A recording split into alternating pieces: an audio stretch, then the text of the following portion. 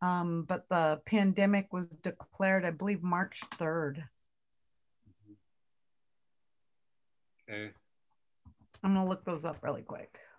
10 months ago. Right. So has the agenda then pretty much changed then? Who's doing the opening? I have Barbara right here. Antone. No, I mean, who's the moderator? Welcome. Yeah, I sent it to you, Candy, but it'd be Barb, and then Dr. Lane, and then Marilyn, and then Bella and Eliza if she shows up, and then Uncle Smitty. Okay, I see this. Yeah. Okay. Okay. And that's just a suggestion. If people have to come and go early, we can do that. Or, you know, there's a preference, we can switch it around. And that's why we get together early, to make sure that we're right respecting everybody's time and commitment. The other question would be, you've got an awesome lineup here. But since Dr. Lane has limited time, what I can do just really briefly is, again, like Candy, do a welcome and kind of the purpose. Then we can turn it over, and then either can come back around, or I can just go back to the end. I'm really flexible. So just because I know you said that he had time limitations. So I really want you to share your vision, Barb, and mention your board, and they supported the vision. And oh, absolutely. Yeah, those kinds of things. So we want to bring the other tribes in the future shows. So I want to make sure Tulalip and Swinomish and Samish and Nooksack are given the opportunity to join in with what you created. Right. I'd like to thank Antone, George, and his family for being here. And I don't know if they can hear us, but it looks like Mark's got him set up outside.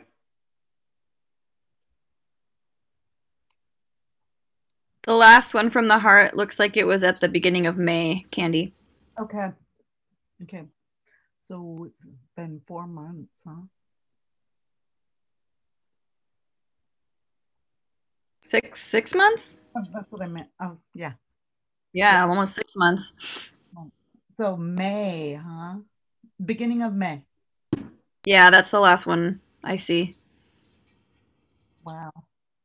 John, any technical things regarding audio or anything like that?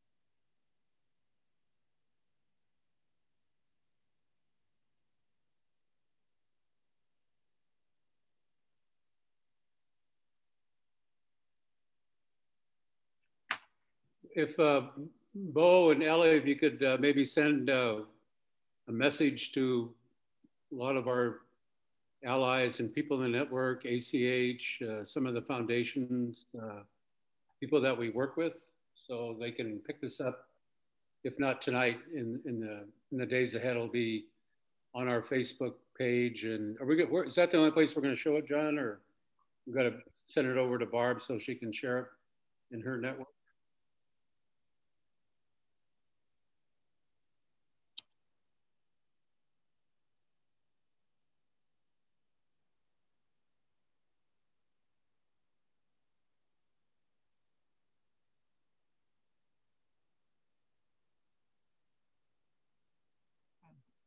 And then we could tag people on the Facebook page for like ACH or whoever needs to. If you have a list, maybe write it in the chat, and then I can tag whoever I can on Facebook.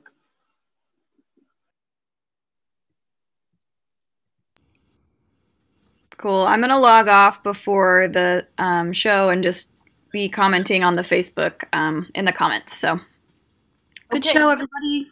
Ellie, if you can give me shout outs of any of our friends, the representative Sharon Shoemake or Deb Lacaniff or any of them, text me or have somebody text me and we can mention that. Okay, tell me your number really quick, Candy. I don't know how live we're going to be, but 360-393-0883. Okay, I got you. Hey, John, Penny Carroll can't get on with Uncle Smitty. So maybe try Penny H at lummi-nsn.gov. Yeah. Hey, Marilyn, do you have any information on the vaccine or how tribes are tracking that? Or what's the situation with us getting in line for vaccines? Or how's that being talked about at the, kind of like at the policy level? Well, right now what's happening is that essentially the tribes have been given notice and the tribes have selected whether they wanted to receive the vaccine through Indian Health Service or through the state. And so we just had calls today with Indian Health Service and the state talking about when the vaccine will be available and what will be available when the vaccine and the 2 lead vaccines that are coming out. So the tribes are preparing for, and I think Dr. Lane will have more information specifically about the storage and because there's a lot of coordination going on between Lummi and the state as well as Indian Health Service because Lummi has procured the cold storage and is going to be a distribution site. There's been an agreement entered into. And so some more of that specific information probably he could share. Okay, wonderful. Hey, Mark. Mark?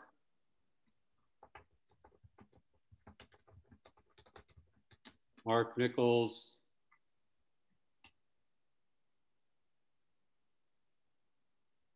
I think this is when we're going to do the musical interlude, John, and people can go run to the bathroom and come back, and Anton and I can kind of like sing a warm-up song, you know? So this is the time for everybody to, you know, go to the bathroom real quick or get something to drink or. Break a leg, see y'all on the TV.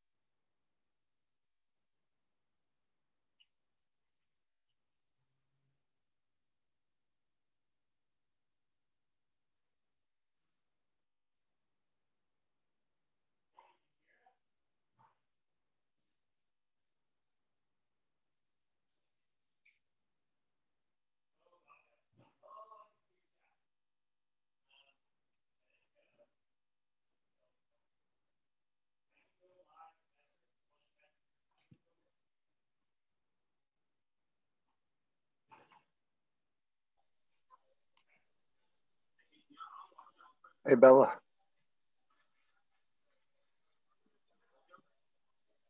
Okay. Yeah. Bella, hey. Yeah. I'm posting the you guys' podcast now. So Okay. if you guys want to reference that, or if Ellie, if you could text Ellie. Okay. I will do that. Your episode 4 will be up. Sounds good. All right. Perfect. Yes. Oh yeah, I'll cock like a pistol. My eyes on it. It's because of the light.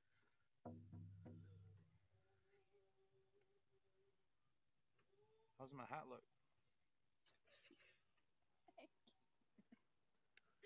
Go ahead and sing or what?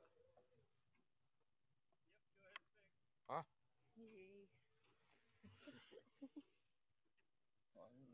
Just another test run or what? Coach. Hey. Oh, hey, oh, oh, oh, hey,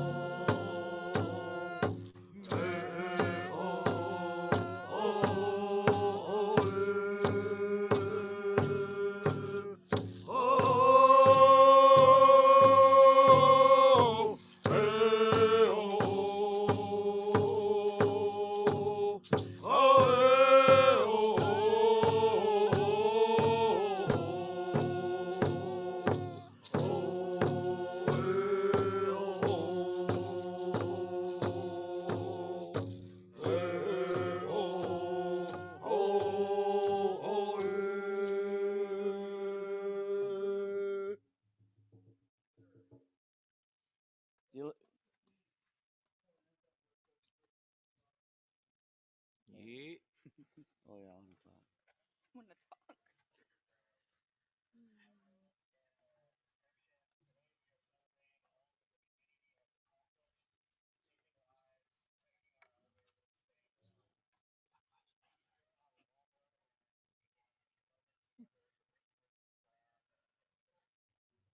So that's the theme. So, okay, I'll give him a countdown. You tell me when you're live, and I'll just do a backwards. You can talk or just start singing. It's up to you, whatever you want to do. Let me give me like a countdown.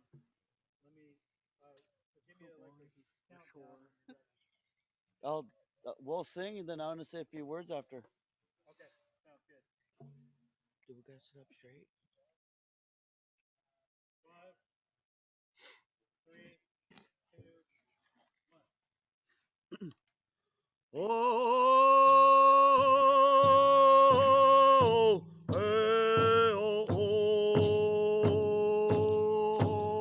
oh, hey, oh,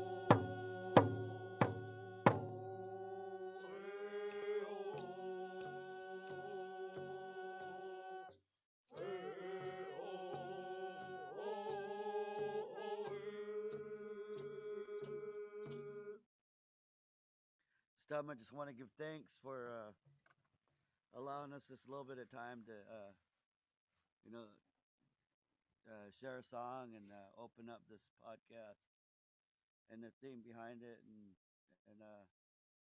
encourage everybody to, you know, try to remain safe. You know, as hard as it is to not be who we are, you know, as Indian people, as you know, we're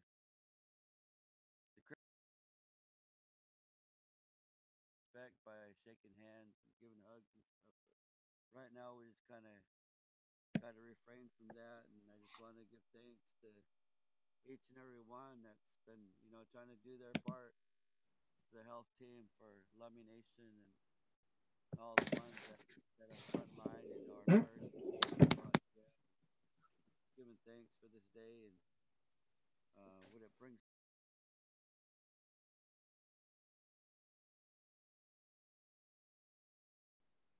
Good evening. I tangen siam nestelacha siam, quanstanat senasnat. Today is December 3rd, 2020. We last came to you, one from the heart, children of the setting sun, the first week in May of 2020.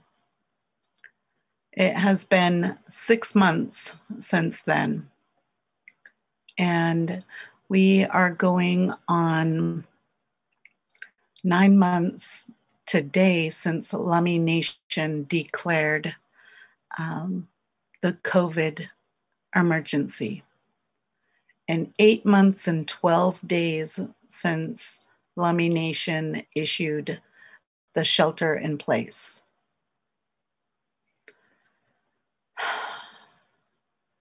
If you reflect on where we have come from in those last 9 months, what we have gone through, what we have shared with you,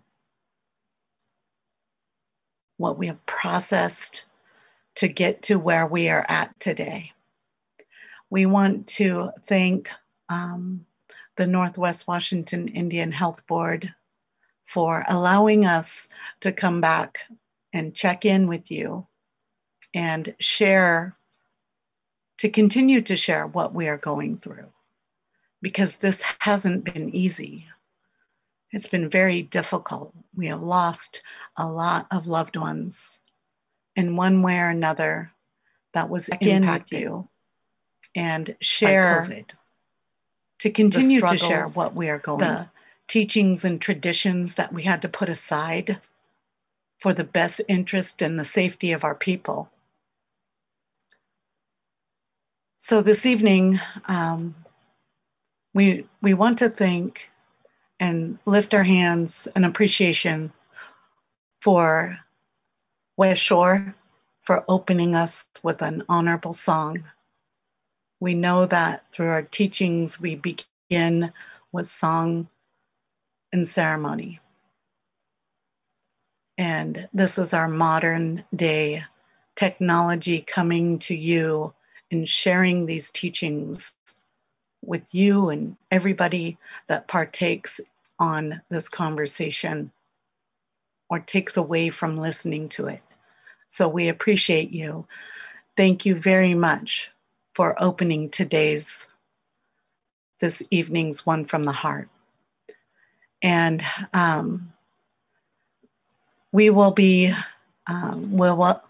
have Barbara Juarez, the Executive Director from Northwest Washington Indian Health Board, and the Honorable Marilyn Scott from Upper Skagit Council, the Vice Chairwoman.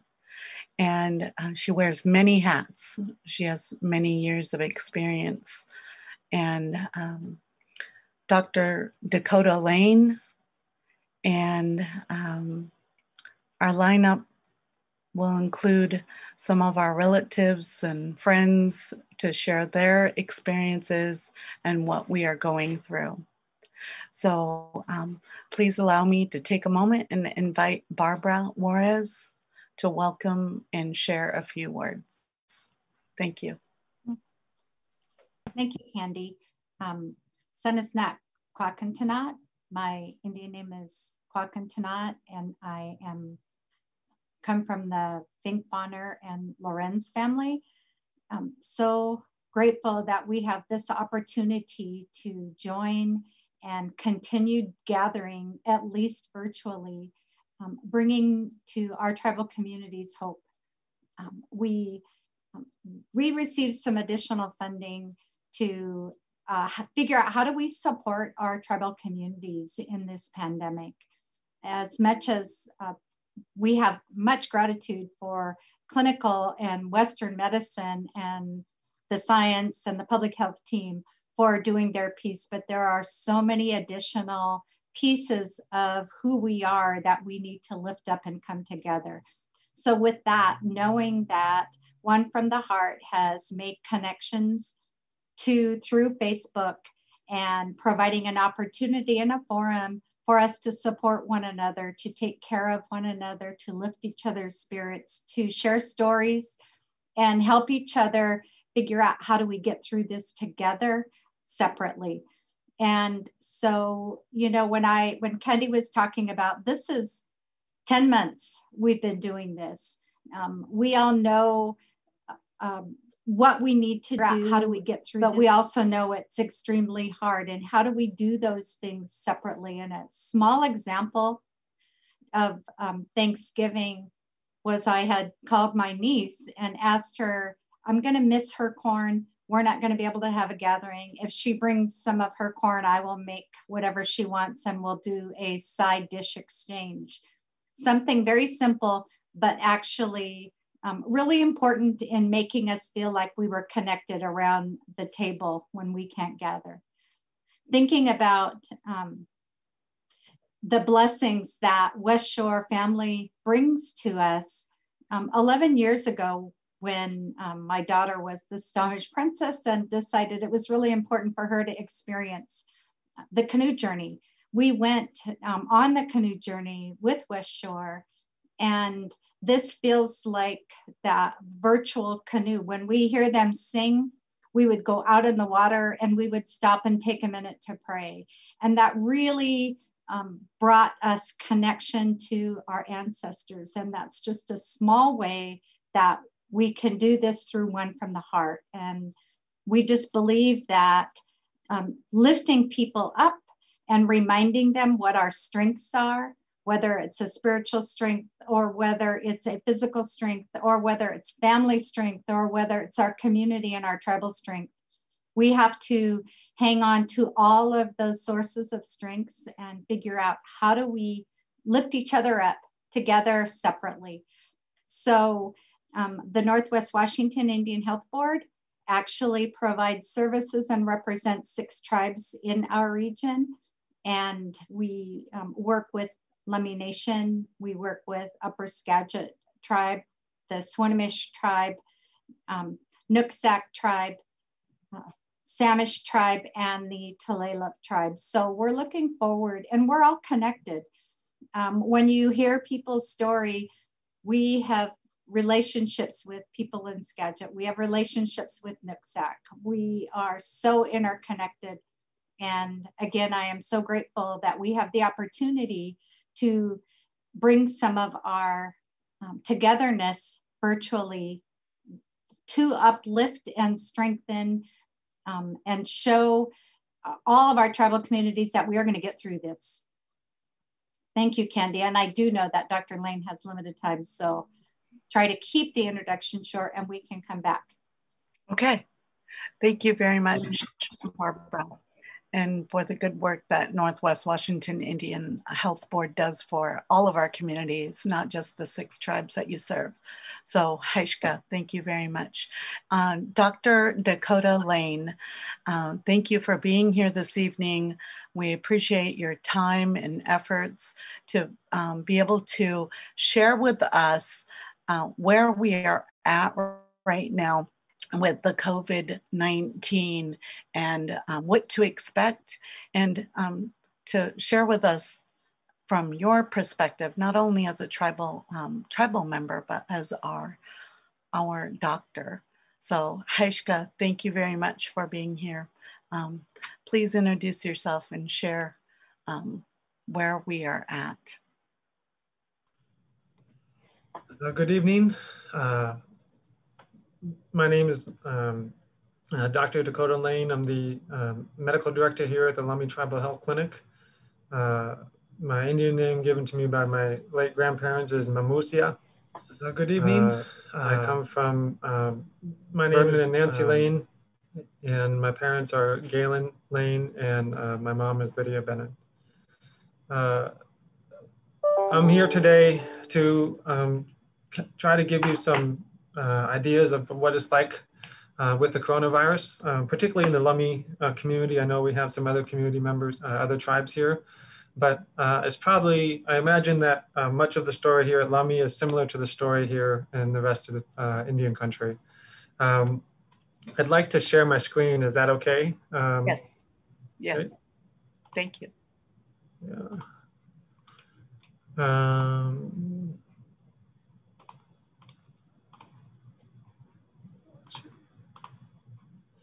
One second. There we go. Let's try this.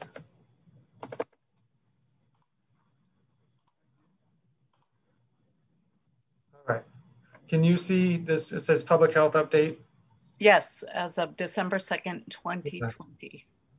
So this is pretty much, it's probably 24 hours a day out of date, and already some of the numbers are different, but it gives you an idea. Right, as of right now, we are now have probably 122 positive cases. We know that we have recovered of those 122. The last I heard was 106 are recovered, not 99 that's reported here. And we've done over almost 2,800 tests, and our percent positive test rate, in other words, of all the tests we've done, how many are positive, has actually increased to 4%. And right now it says 3.9, but it's 4%. The Whatcom County, as of yesterday, or what's today? Today's the 3rd? Yeah, as of yesterday, had roughly 2,500 cases. They are no longer reporting their total tests or negative tests because of the surge in demand. There's just too many. But they still remain at a 2.1% positive test rate. So, and I'm not sure if that's because Whatcom County hasn't tested as many as we have in terms of population. But nonetheless, we know with that this virus is actively transmitting within our community. We now have a total hospitalization of 5, not 4. And Whatcom County is at 143 hospitalizations since the beginning of the pandemic. It's actually increased. I'm sharing this because I want you to understand how much it has changed in one day. The number of deaths stands at 53. This morning, I have a weekly meeting with Peace Health and the CEO of Peace Health and CMO and all the providers. Right now, they had 18 hospital admissions. I think, if I remember right, 4 were admitted to the ICU and 2 were in ventilation. They, along with my judgment as well, they are predicting in the coming weeks it's going to increase. This is not the time to be gathering or visiting with family or having dinners with friends or family. It's really just the time to hunker down. And it's really, really hard. I've been on meetings with council about funerals, gatherings, and even with the funerals, they pose a certain risk. And let me see, what's next? Oh yeah. This is actually a little outdated. This is something I presented earlier. I wanted to let the community know that we do have quarantine houses that we share with people who are in need of housing if they're positive. Since August, we've had 49 people come through there. This has helped protect the community. And this is the numbers as of November 30th. You can see the pandemic has initially spiked in the beginning, early March. That was our first wave. And then our second wave in late July, we had an increase in cases. And now we're in a third wave. You can see that this third wave is vastly worse than what it was in the beginning. And I have every reason to believe it's going to get worse. And so this is the deaths. This is the deaths. You see the deaths had a spike in the beginning. You should understand that deaths lag cases by about 2 to 3 weeks. And so we have one first wave of deaths here and our second wave of deaths in end of July. You can see here, if you look at the number of cases, we have a huge spike. Now, if you come forward to the deaths, we haven't even started having the spike yet. So we fully expect a lot of people to die. Lummi has been lucky, we've had no deaths. But, and I think a lot of that's thanks to the hard work of our community, our public health team and council. But I think I have a strong feeling that our luck may run out if people don't change their behaviors.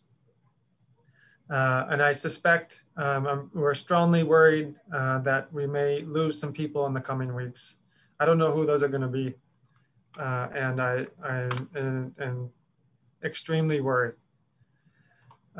This is Whatcom County. This is actually from Bellingham Herald. I really like Bellingham Herald. You can see our cases in Whatcom County are following similar paths as the rest of the state. Now,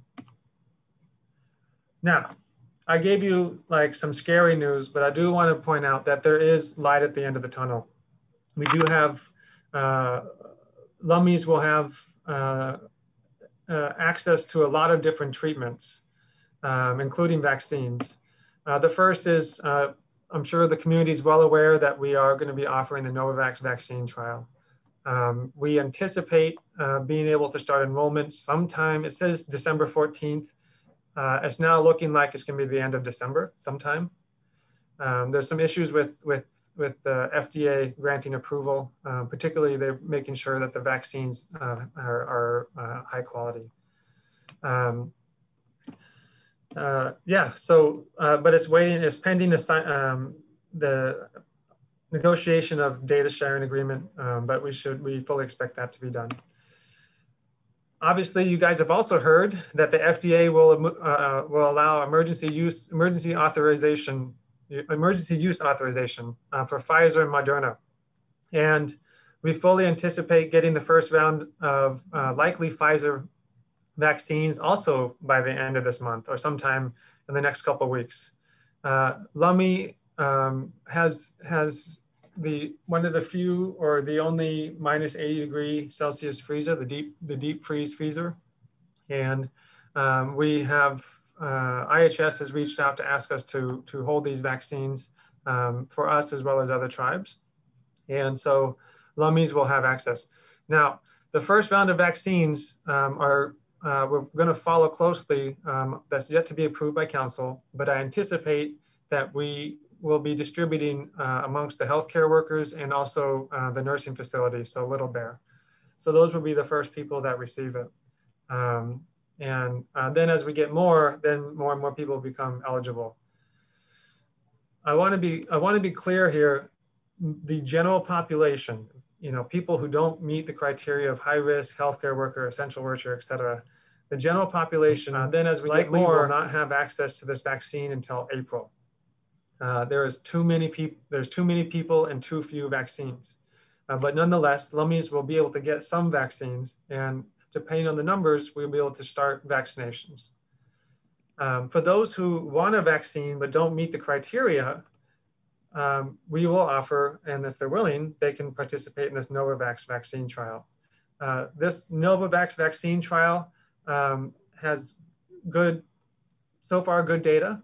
It is a phase 3 trial, and I have every reason to believe that it will likely, if things go well, it potentially could be an approved emergency use authorized vaccine by February. Okay. And finally, I think it's important that there are other treatments. In particular, we are going to be getting, in fact, either yesterday or today, we received 15 doses of the monoclonal antibody. This is a treatment for people who become positive with COVID-19, and they have a moderate to severe risk of the disease. So in other words, they have a lot of health conditions that they put them at risk for having poor outcomes from COVID-19. It's an infusion. It's an hour-long infusion, and we will be able to give it at our at our clinic. The idea is we're trying to prevent them from going to the hospital. And it's the same technology that President Trump received, not this brand, he got remdesivir. This is a same class of technology. It will presumably shorten the duration of the treatment. It is, it still is considered experimental, but we know that people who with high risk who get COVID-19, they have a high likelihood of bad outcomes, including death. So this will be available, and for the right patient, we'll offer it. If they want to use it, it will be available to them. If they choose not to because of experimental, that's fine too. But they just need to understand that I want the community to know that this is will be available to those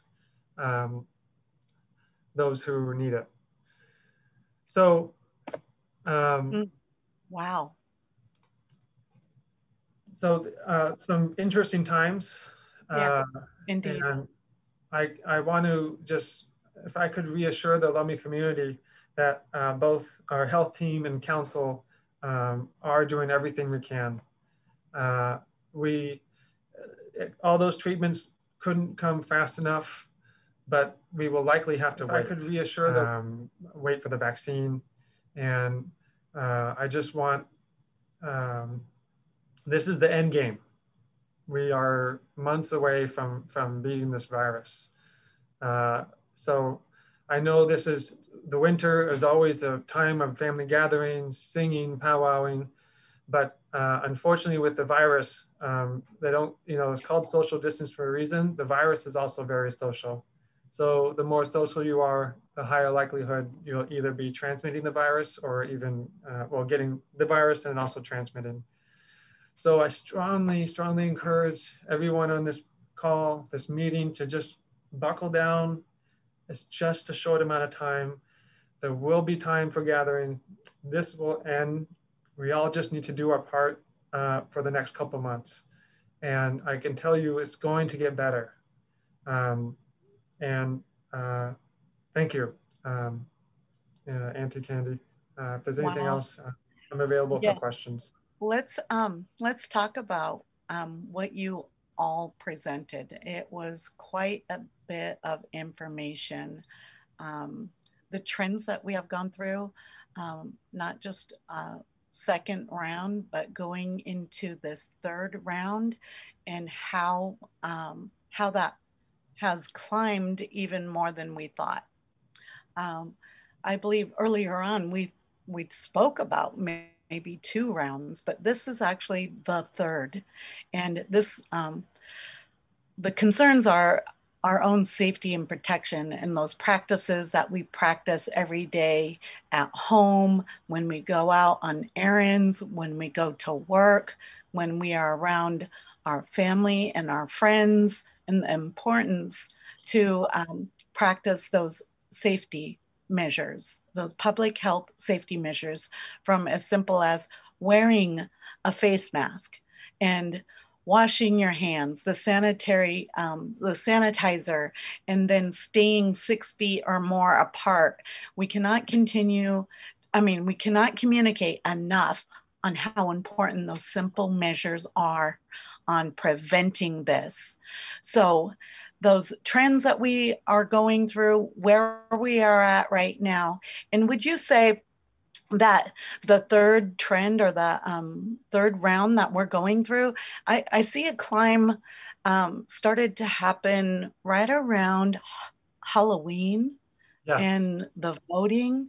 Yep. So that was like, that's, if we think about what were we doing then and what was going on, well, we're trying to,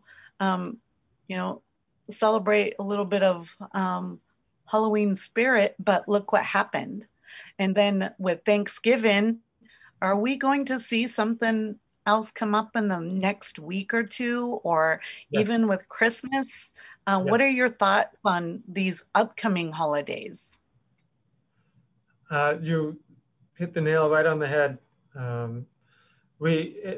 The pattern is the same. It happened even internally with Lummi, where we saw cases increase after Memorial Day. We saw cases increase.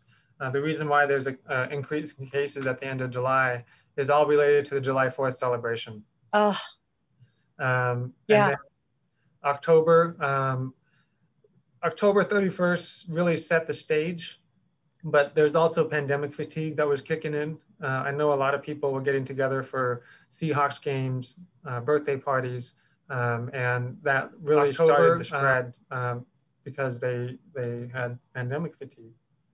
So Yeah.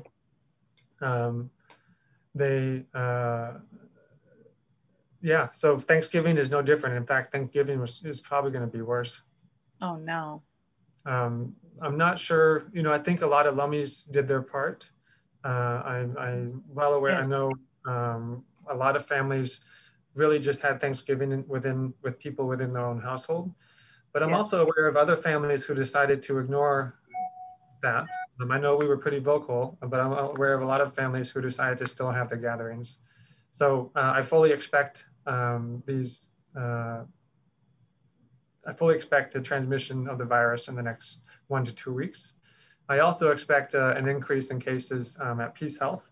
And I hope that they have enough ventilators. I think they're better prepared now than they were in the spring. But I think it's going to be an interesting couple weeks. Yeah. Yeah. So some things that we can do right now, not only those safety measures we just spoke about with the face mask, sanitizer, and social distancing, but to keep our household size to just our household size. That means no company, no visitors, no going places or to other homes to visit. Yes, this fatigue this pandemic is exhausting. It's emotionally, physically, and now that our days are shorter, we're forced inside more often than not. But to keep it simple, keep it our own household is best practices. And yeah, the way I think about it is that there will be all kinds of stories that come out of this, and I look at my kids, and someday they're going to be, hey, Daddy, what were you doing during the pandemic? Or, there'll be a time where I'll see Barb and Candace here and say, remember that one time we always saw each other was by Zoom, and now we can hug. So that time will come. We just know it will. It's just different times at the moment, and we'll be able to get through it. Yes, indeed. That day will come. Those are the words to live by. We are strong. We are resilient. We are Lakhtamish. We are the indigenous people of the Northwest. So we will endure. But thank you so much for providing us an update and what that looks like yesterday, today, and tomorrow. But that day will come. So Haishka, Dr. Lane, I don't know if there was anything else there, Barbara, did you have any questions for Dr. Lane or anyone else? No. Thank you. Good. So Haishka, thank you. Thank you. Well, his work is so important for our understanding and the way that he presents it and communicates it to us. So we really appreciate his time and his update and the information that he provided to us. So now we know. So up next, we have the Honorable Marilyn Scott from Upper Skagit, and ask her a few questions this evening about how does this COVID-19 affect our winter ceremonies, and has the community been responding well? Any advice for the youth? Welcome, Marilyn. Thank you. And please introduce yourself. Andy. Hi. Good evening. OCM. My name is Marilyn Scott, and my family given name is Wichalitza, and I come from the Tom family of Lummi, and I have been a part of the Upper Skagit tribe and served on the tribal council for the Upper Skagit tribe for 30 years now. And this time I am grateful to come together with the panel that we have before us and share some wisdom of the work that we all are doing at this time with the COVID-19, attempting to identify and make policy decisions to protect our people in all of our tribal communities. The tribal governments are electing to make strong policy decisions in response to the impact of our communities and our people within our communities, not only our tribal members, but all citizens residing within our tribal communities. We're looking at the role of and the responsibility that we have to protect all of our people in our residing within our communities. And it has been a struggle to make those decisions and enforcing those policies and the resolutions and the declarations that the tribes have done in our local area, in working together with the federal level and with the state and with our own tribes. We have all had to partner together to consider the role and responsibility of our people. And many times from the sharing of stories and traditions within our communities, we have had traditions and cultural practices. Some of those that Barbara talked about earlier with the canoe journey and some of the other cultural practices.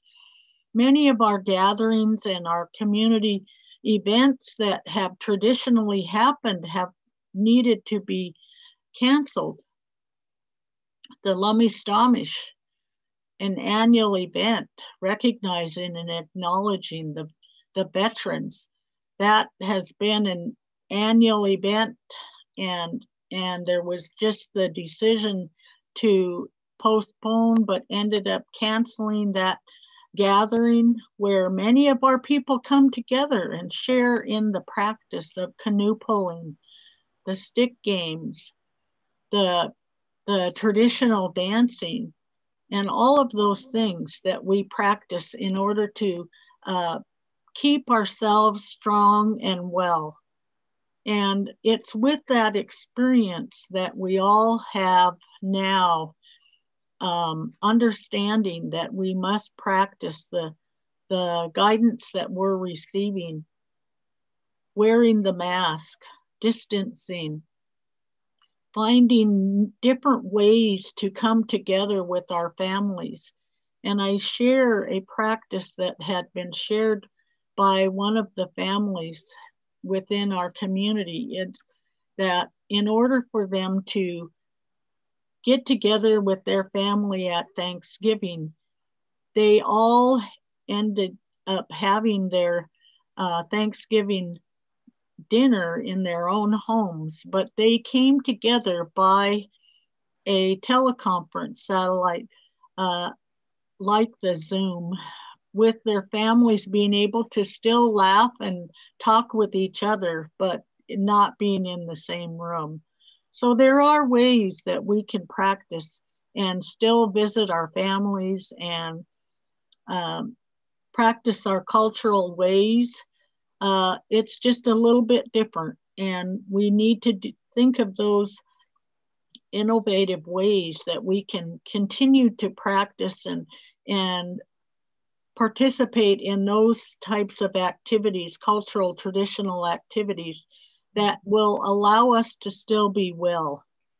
We don't want to have any more losses within our families and our communities.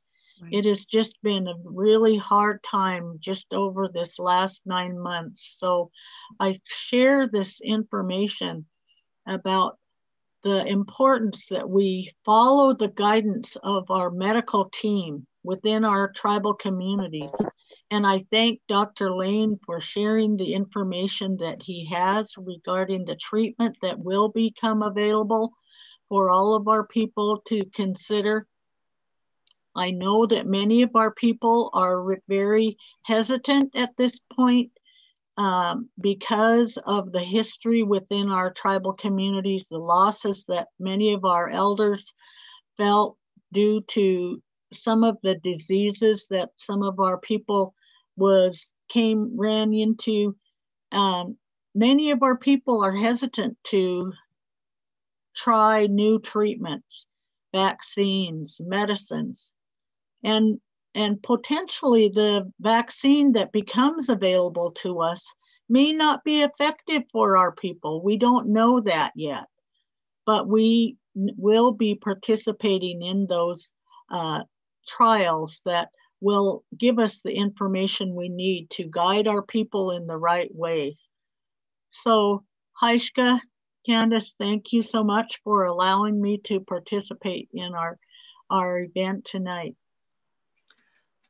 Marilyn, thank you so much for the knowledge and the history of the, where we're at today with not only the pandemic, but with everything that, taking care of our health and wellness to get to where we are at today, and the importance of teachings and traditions, and to honor that.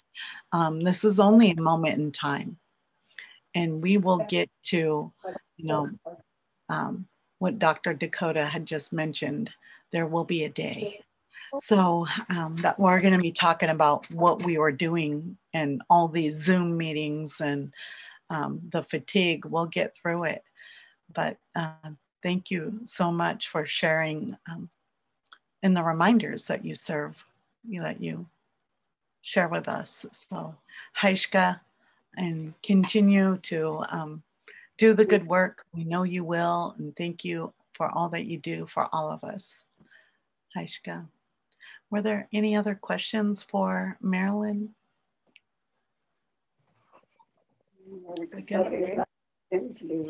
Haishka, thank you. Candace? So, yes.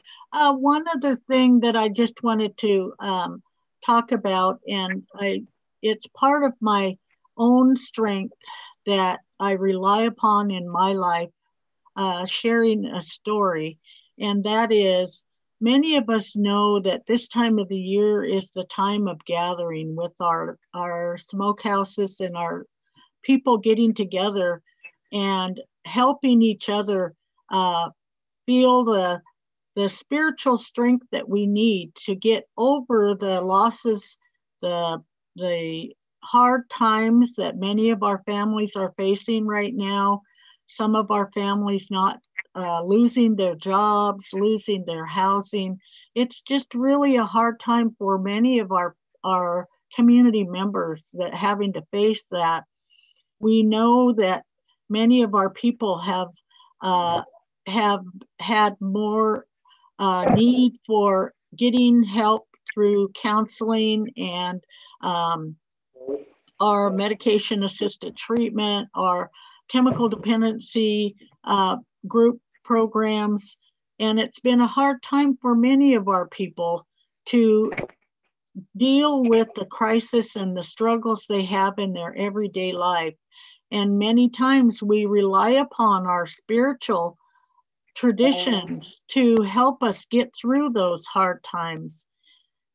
And I really want to support the community members potentially coming together in their smaller family groups and getting that healing that they may need, the prayers, the songs that they might lift up their spirit And I thank our group for having the Antone and his family share the song in the beginning, because that's a part of our own strength and our healing. Hearing those songs that we all rely upon for the strength that we need. So in that way, we can do this and make it through the winter time in a little bit of a different way. Thank you. Haishka. Yes, exactly. To find that something that helps us to deal with this and process, whether it's listening to songs, singing songs, or even walks. Some, you know, take a moment.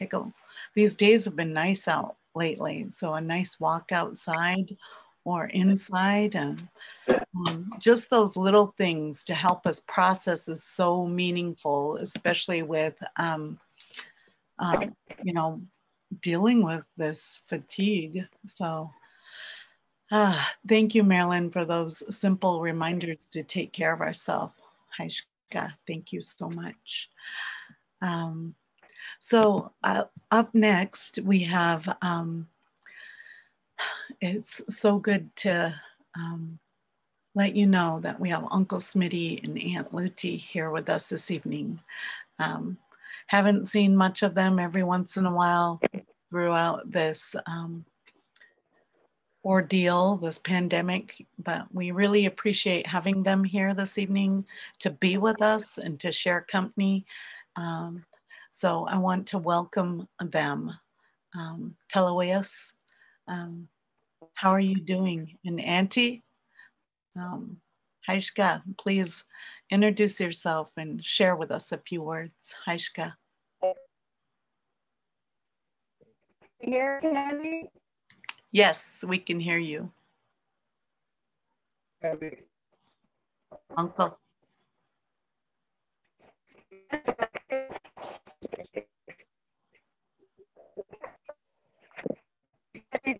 Your kids. We can hear you, but you're broken up a little bit. Okay.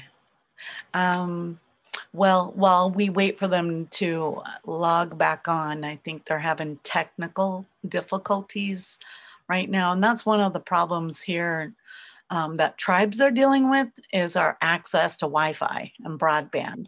And I know tribal leaders are helping us take care of that, but a lot of our children are struggling with school, attending school online and remotely, and even attend Zoom meetings that we are having. But just an example, but know that our tribal leaders are working on these matters, and we hope to be able to provide better quality of service with broadband and Wi-Fi. Haishka. Penny Carroll, are you the moderator for Auntie and Uncle? Are you guys there? Auntie, Uncle, what's Penny doing? Oh, they were there for a moment. Okay, so we're gonna move on to Eliza Julius. She was going to join us this evening and share with us about what it is like, what's going on with the youth, and how are we doing? Is Eliza here? Eliza's not, but Bella is. Hey, Bella, there you are. Thank you. Hi, Bella. How are you? Welcome, youth. Good. Thank you for being here. It's good to be here. Share with us. How's the youth doing? Say that again. Sorry, my son. How are the youth doing? How are you guys processing? How are you getting through this? Right now, I could see that a lot of youth are struggling, like you said, with school and Zoom calls and not be able to get the right internet. I'm going to quickly introduce myself, actually. Quincy S. Son of Snap. My name is Isabella James, and I just want to thank everyone for being here today and taking the time of being with us. And we're just going to reflect on Aunt Candy and Barbara and Dakotah Lane and Marilyn. But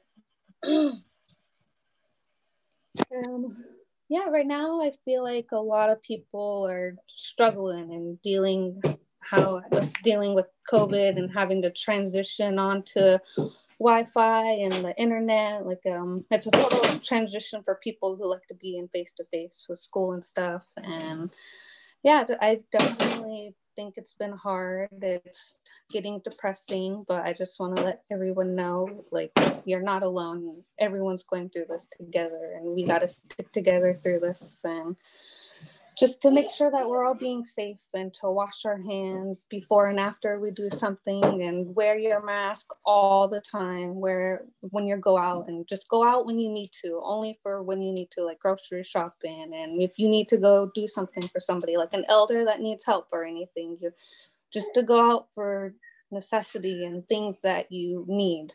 And just to keep your family safe, and to stay 6 feet apart, and to keep your elders safe and your children safe. And, we're to continue to fight to be here. Our elders fought for us to be here. So we're going to continue to fight to be here, and, keep our, just keep our indigenous people here on this earth, and continue to live our lives. So, yeah. Very well said. Very well said, Bella. Thank you so much for sharing how the youth are processing and how they're getting through this, and the reminder that we are strong, be strong. So to mask up, wash your hands, social distance, take care of yourself. So thank you for sharing your youth voice and the others that you represent. Haishka, keep up the good work and hang in there. Haishka, thank you so much. Thank you. So, Auntie and Uncle, I hope they will be able to return to visit us this evening before we conclude, but I would like to welcome and mention that Father Pat Toohey is here with us this evening. We really appreciate the time that he has to spend with us, not only here, but through all of the work that he does for our people as a Jesuit priest, a friend of the many tribes here in the Pacific Northwest. Father Pat, how are you? Are you there? Well, while he, there he is. Hi. Hi. I'm very overwhelmed, Candy. Yeah, makes me deeply moved to hear the good words.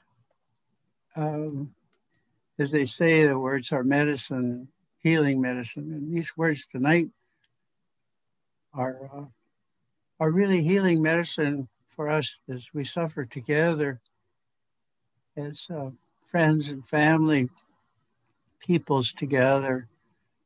I was touched by so much by everyone, and the good words and the expertise and the encouragement to hang in there at this point. I've had a deep foreboding of this time of year where everybody knew it's going to get tough.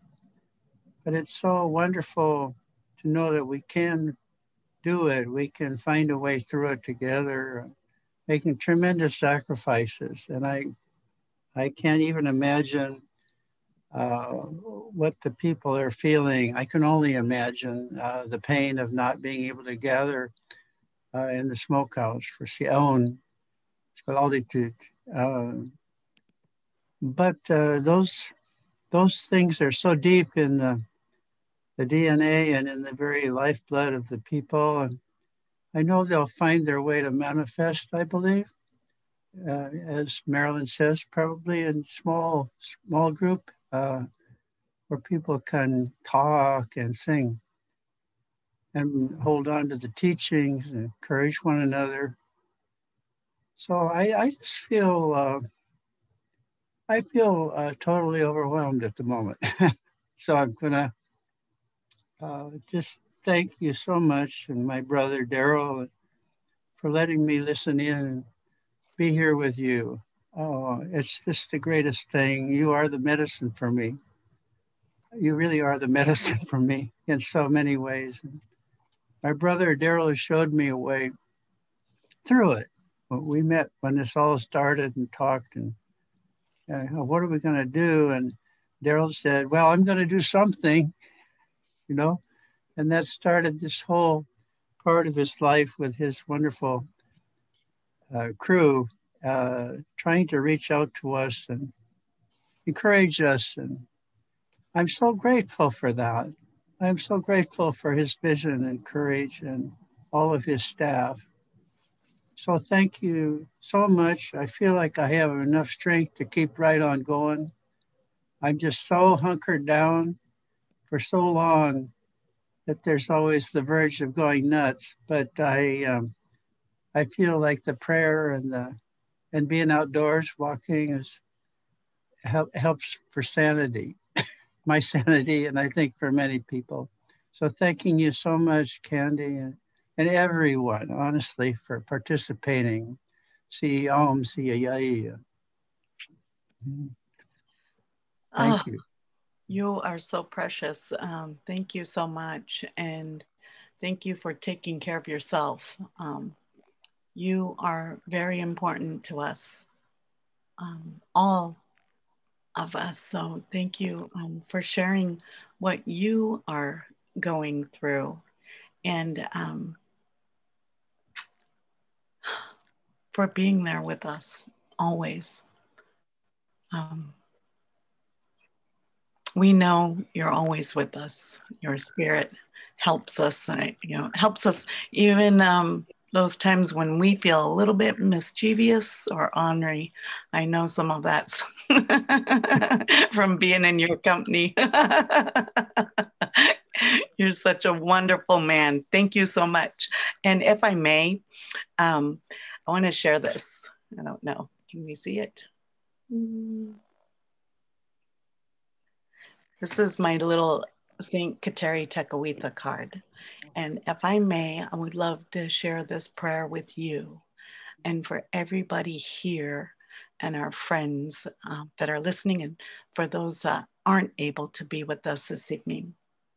But if we can bow our heads. We ask, O Lord, for the heroic courage and deep love of St. Kateri Tekakwitha. May her example inspire us to follow your will, even in difficult times. Amen. Thank you. Thank you. I just wanted to offer that for you, Father. Thank you, Candy. Love you. Love you. God bless you. Can I jump in a second here? Yes, I know we're running out of time. I just, part of when we did the introduction, and Facebook is one tool and one means that we have to communicate. And some of us are fortunate to be able to meet via Zoom on a regular basis and support each other up and lift each other up. And this is, again, just being in the presence, having Uncle Smitty present, having Father Patui present, having Marilyn present in this environment, in this space, makes me feel so much gratitude and hope, and know that our ancestors are here. And even though we can't physically gather, that this is the work that we do as Native people in the Northwest, and we'll have to just continue to gather. So I'm so grateful for the opportunity. I wanted to share out there a couple of phone numbers, because if you are struggling and you do have, there are resources out there. So Lummi has a crisis line.